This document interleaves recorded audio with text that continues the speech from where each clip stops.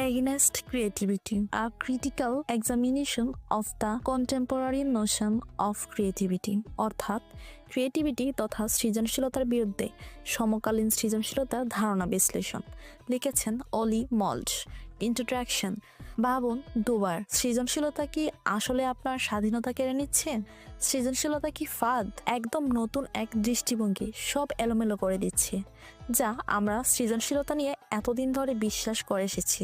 ভাবুন তো, আপনার বস আপনাকে বললেন বক্সের বাইরে ভাবুন। রাজনীতিবিদরা বলেন উদ্ভাবনী সমাধান আনতে হবে। প্রায় সব চাকরির বিজ্ঞাপনে লেখা থাকে সৃজনশীল চিন্তাধারা জরুরি। ঠিক চেনাশোনাই তো, কিন্তু এখানেই আসল চমক।